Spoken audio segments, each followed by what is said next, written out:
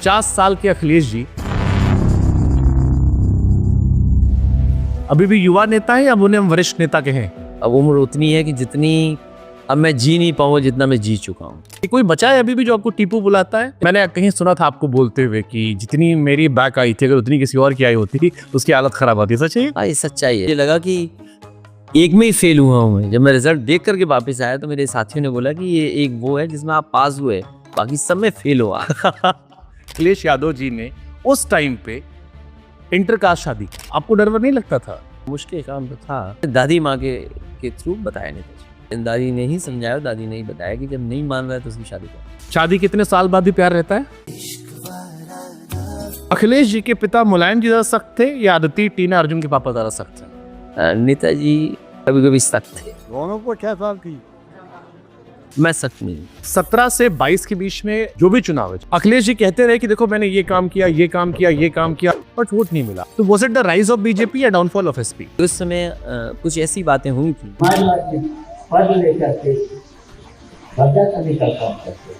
हमें तो अपनों ने लूटा, गैरों में कहा दम। हाँ, जो अपने पिता का नहीं हुआ।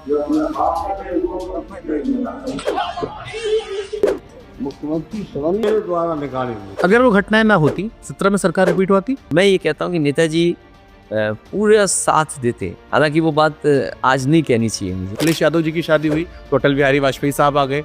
तेज प्रताप जी की जब शादी हुई उसमें नरेंद्र मोदी जी आ गए।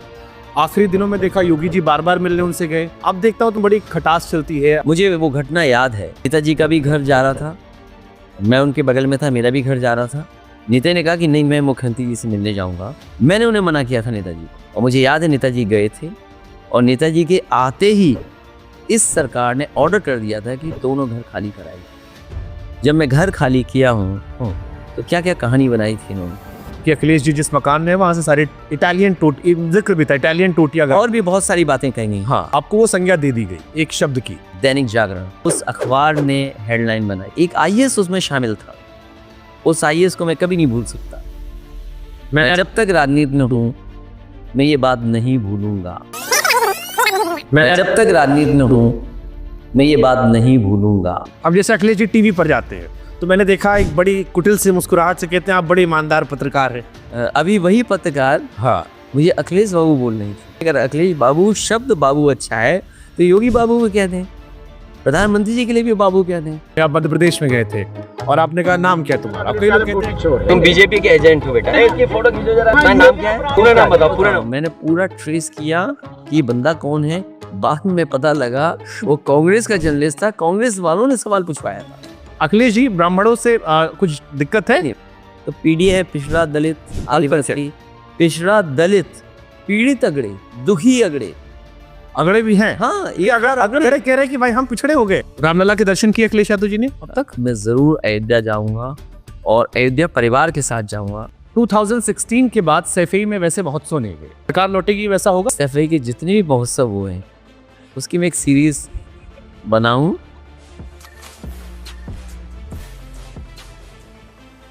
और किसी प्लेटफॉर्म पे जरूर चलाऊंगा। आजम खान साहब, आजम खान, अब्दुल्ला आजम, उनकी आजम खान की वाइफ जेल गई। आजम जी ने खुद यहाँ तक कह दिया कि मैंने इस पार्टी को सब कुछ दिया, बट उतना स्ट्रांगली मेरे साथ सपा खड़ी नहीं रही, अखिलेश जी नहीं खड़े रहे।